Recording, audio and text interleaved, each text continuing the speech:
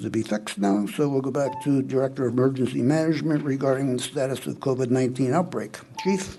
Good morning, Commissioners. For the record, Scott Lewis, Director of Emergency Management. I'll begin my report today with a fact snapshot. In Nye County, we have 39 total confirmed cases. This is an increase of 4 new cases since the past week's report.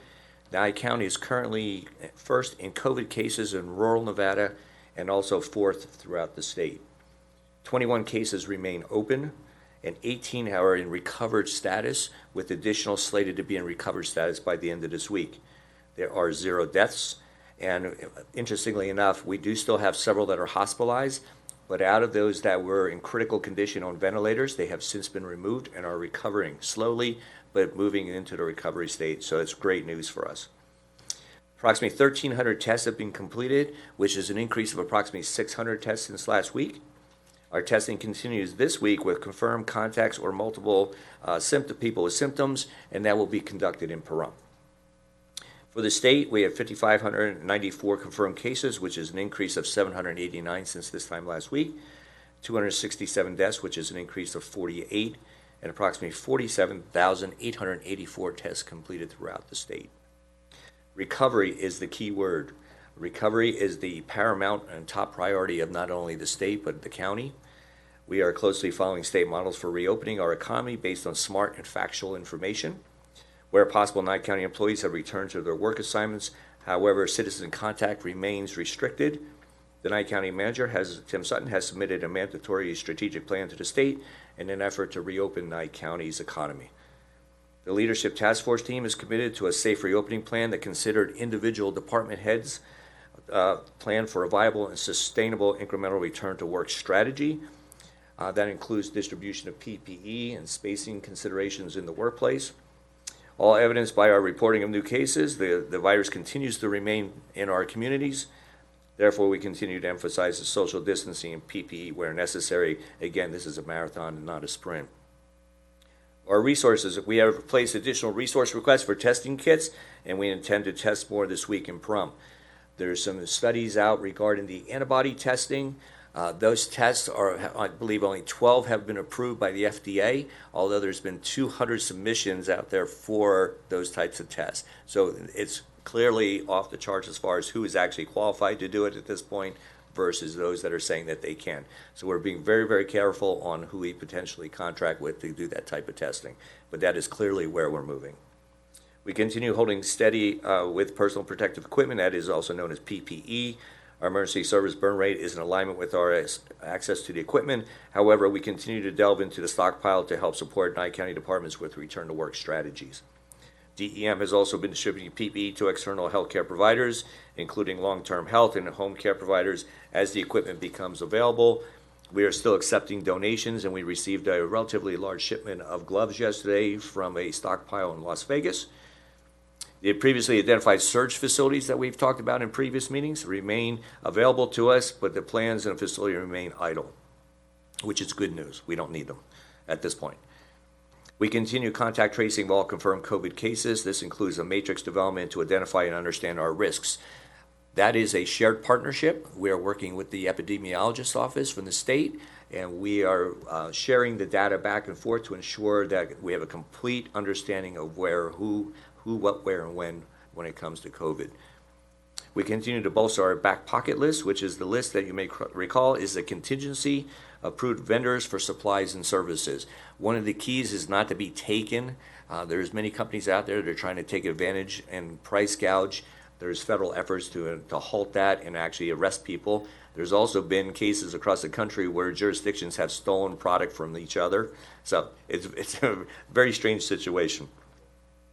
We have identified and distributed mental and emotional health support materials and also information related to our pets, livestock, dogs, and I believe a tiger in the East Coast and a pet pug in the East Coast are the only known cases of COVID. But we're keeping mindful of that, and we're also sending the materials out. That's from the State Agriculture Office. Our response, the most effective precaution remains social distancing. It remains a proven prevention model. With the warmer weather, we're observing, I think everyone has, more movement away from our homes. We urge caution to only travel for necessary purchases and continue to avoid social gathering as much as possible. The internet, again, nyecounty.net, and click on the COVID prompts. Our PIO, Arnold Knightley, has done a great job, as also Captain Brugwitz from the Sheriff's Office, in making sure we have social media information distributed on a regular basis. For those without internet access, the telephone hotline for COVID is 775-751-4333, and the prompts are offered in both English and Spanish. End of report. I'm available for any questions. I do have something additional to talk about, but for COVID, if anyone has any questions. Okay. Commissioner Cox, do you have any questions? No, not at this time. I think you covered them. Thank you. Commissioner Wickman, do you have anything? No, I don't. Thank you. Commissioner Strickland? No. Commissioner Blundo? I do. Good morning. So are we planning to have antibody tests? I have people that contact me. They would like to do an antibody test to see if they've ever had the COVID. Do we have plans on bringing that forward? They're limited. So the plan at this point, which was discussed in the leadership group yesterday, is to start the antibody testing with the emergency responders first to get a baseline. So therefore, we know where we are, and then to expand that model as much as possible, given on the supply quantities that are provided to us. As I mentioned during the report, we have several large requests in for antibody testing and the abilities to do those. So it's a complete support mechanism. So at some point, so we're starting from here, and then we're going to eventually open it up to the public. Well, that's the goal, yes, sir. Yeah. Okay. We're utilizing all medical services and stakeholders? Yes. Perfect. Beautiful.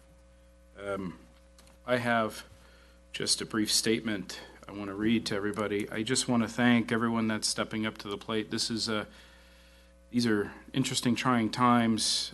You've heard me before, Chief and Chairman. I've stated, all businesses are essential to someone. It's my personal belief, and I stand by that. Every day we're shut down here in Nye County. We look at worse from a county perspective. We look at worse numbers and worse projections, and it gets bleaker.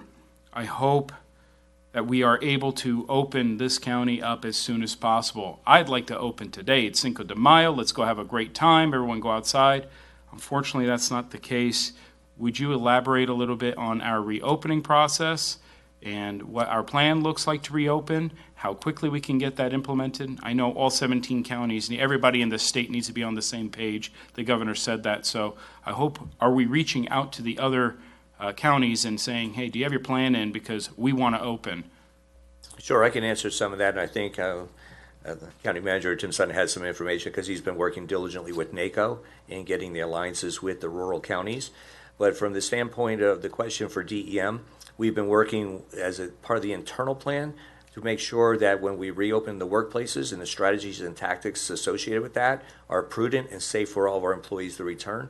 We also are dealing with the baseline. When we talk about the testing, those modalities are very important to getting back to where we were. So we have to establish that baseline. The COVID testing, as you may recall, tells you right now it's a snapshot in time as to whether you have COVID. That does not mean that you can't contract it 1 minute, 2 minutes, 5 minutes, an hour, a day later. Sure. So it has a certain value to us, but it's not for the nature of reopening our economy. So the antibody testing is going to become very important to us, and we recognize that, and therefore those resource requests have gone out. So again, that'll give us our baseline. We're starting with the emergency responders to make sure, because they're the people who are out there on a daily basis interacting with our staff and also our citizens. So we want to make sure everybody's good.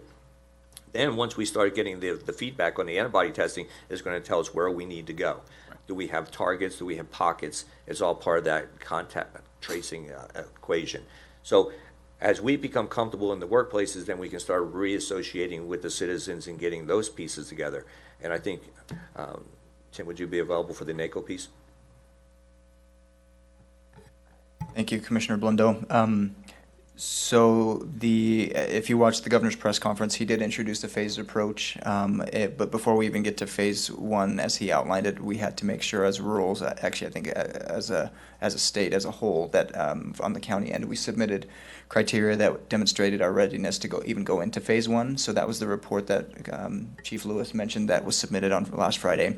That report contained our testing numbers, our testing protocol, our hospital capacity, and other items like that, so that we could put forward to the governor where we were, what our readiness would be, and also what testing protocols would continue, so that we could safely monitor and be aware of any spikes and how we would respond to those in the event that we did reopen.